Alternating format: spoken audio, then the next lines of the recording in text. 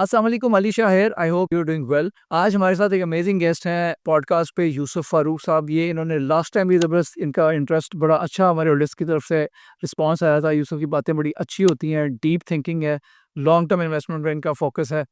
तो आज हम कवर करने जा रहे हैं, जो हमारा आज की गुफ्तगू है उसमें हम पहले बात करेंगे कि मार्केट इस वक्त साइकिल में कहाँ खड़ी हुई है और इस वक्त आगे क्या व्यू बन रहा है। और इसके साथ साथ हम कवर करेंगे इन्वेस्टिंग के डिफरेंट फ्रेमवर्क्स के ऊपर, बात करेंगे डिटेल में। अस्सलाम वालेकुम यूसुफ, कैसे हैं आप? वालेकुम अस्सलाम अली भाई, thank you for inviting. Thank you very much for joining us today.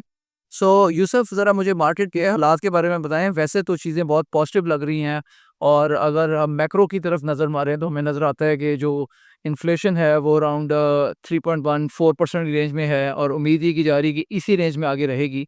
इसके साथ साथ जो ओवरऑल ट्रेंड चल रहा है वो पॉजिटिव है। मोदी ने रेटिंग भी बेहतर बना दी है, तो चीज़ें बड़ी पॉजिटिव चल रही हैं। लेकिन आप इसको कैसे देखते हैं? देखिए अली भाई, जहाँ तक मार्केट का ताल्लुक है तो मार्केट तो 1500 पॉइंट्स 2000 में थी और आज 1,54,000 पॉइंट्स है, तो इसको उसी कॉन्टेक्स्ट में देखना चाहिए रादर देन कि स्पेसिफिकली इस साल क्या हुआ है या अगले साल क्या होगा या पिछले साल क्या हुआ है। जहाँ तक ज़ाहिर है इकोनॉमी का ताल्लुक है तो 2 साल पहले जो सिचुएशन थी इकोनॉमी की और डिफ़ॉल्ट के पास हम थे, वहाँ से आज हम इस सिचुएशन पे कि इन्फ्लेशन के नंबर्स नीचे हैं। जिसका मतलब ये नहीं है कि रिस्क्स नहीं है। अभी सैलाब की वजह से अगर आप आज का एसपीआई का नंबर देखें, तो पिछले 1 हफ्ते में ही प्राइसेज़ 1.2% से बढ़ी हैं। समझना ये ज़रूरी है कि मार्केट साइकिल के किस पोर्शन में है, और मार्केट ज़ाहिर है एक पेंडुलम की तरह होती है और कभी बहुत यूफ़ोरिक हो जाती है और कभी एक बहुत डिस्पेयर वाली सिचुएशन हो जाती है। तो जो जो देखिए, एक सर जॉन टेम्पल्टन का जो है वो फ्रेमवर्क है, जिसके ऊपर हम ये समझ सकते हैं कि मार्केट आज कहाँ है। तो अगर उस सेंस में हम सोचें तो एक पहले मार्केट में डिस्पेयर की सिचुएशन थी, वो थी 2022-2023 वाला जो पीरियड था। फिर एक स्केप्टिसिज्म वाली सिचुएशन थी जिसमें मार्केट तो थोड़ी-थोड़ी करके बढ़नी शुरू हो गई थी, लेकिन किसी को यकीन नहीं आ रहा था और लोग इस तरीके से स्टार्ट कर रहे थे कि कुछ हो नहीं रहा है, मार्केट क्यों बढ़ रही है। तो फिर एक स्केप्टिसिज्म वाला एक फेज़ गुज़रा।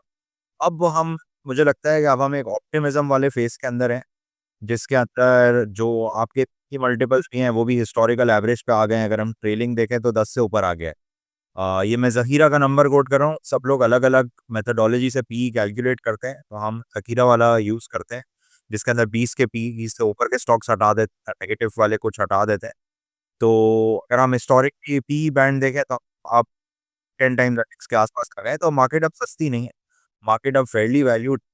मार्केट से अब लॉन्ग टर्म वही रिटर्न एक्सपेक्ट करना चाहिए जो लॉन्ग टर्म मार्केट का है, 16 से 20% के बीच में। लॉन्ग टर्म रिटर्न्स यहाँ पे खरीदने से जो पिछले 4-5 साल में बहुत ही ज़बरदस्त केगर बना है सबका, वो नहीं एक्सपेक्ट करना चाहिए। यहाँ से लॉन्ग टर्म अब नॉर्मलाइज़्ड रिटर्न्स एक्सपेक्ट करने चाहिए। जिसका मतलब ये नहीं है कि फ्रॉम टाइम टू टाइम किसी पर्टिकुलर स्टॉक में बहुत ज़्यादा रिटर्न की अपॉर्च्युनिटी नहीं आ जाएगी। मार्केट मेजर 4 फेजेज़ में होती है। एक डिस्पेयर होता है, एक स्केप्टिसिज्म होता है, एक ऑप्टिमिज्म होता है और एक यूफोरिया वाला फेज़ होता है। अभी बज़ाहिर लग रहा है कि मार्केट स्केप्टिसिज्म वाला फेज़ खत्म करके एक ऑप्टिमिज्म वाले फेज़ में आ गई है। ये इसलिए भी लग रहा है क्योंकि वॉल्यूम भी बढ़ गए हैं, लेवरेज भी बढ़ रहा है।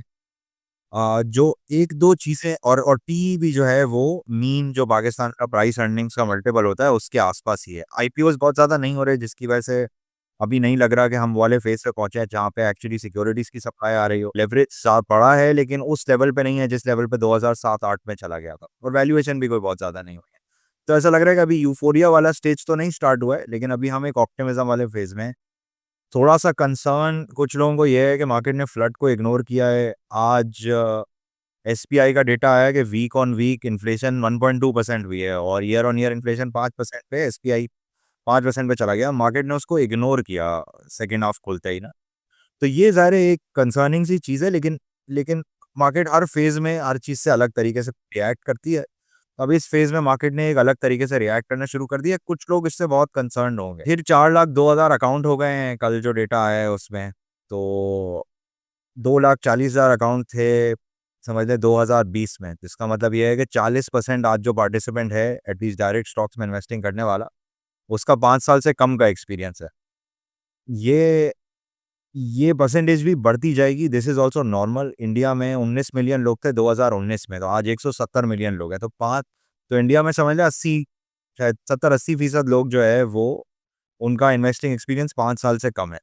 नए इन्वेस्टर्स आ रहे हैं, बहुत अलग तरीके से बिहेव करते हैं, कॉन्फिडेंस बहुत ज़्यादा होता है, ख़याल से काम करना चाहिए। अच्छा देखें, एक तो हो गया ये सर जॉन टेम्पल्टन वाला फ्रेमवर्क ऑफ फिगरिंग आउट कि बाजार इसका कहाँ है। एक है हार्वर्ड मार्क्स का फ्रेमवर्क, उसमें 3 चीज़ें हैं, वेरी सिमिलर टू जो हमने लास्ट फ्रेमवर्क डिस्कस किया। एक है वैल्यूएशंस वाला पार्ट कि वैल्यूएशंस चीप हैं, फेयर हैं या एक्सपेंसिव है। तो देखिए वैल्यूएशंस अब चीप नहीं है, सही है, अब आपको बहुत कम चीज़ें सस्ती मिलती हैं। अब ज़रा स्पेसिफिक स्टॉक पिकिंग की मैं बात नहीं कर रहा, but valuations are now not as cheap as they were पहले। मार्केट पी फेयर प्राइसेस पे आ गया है,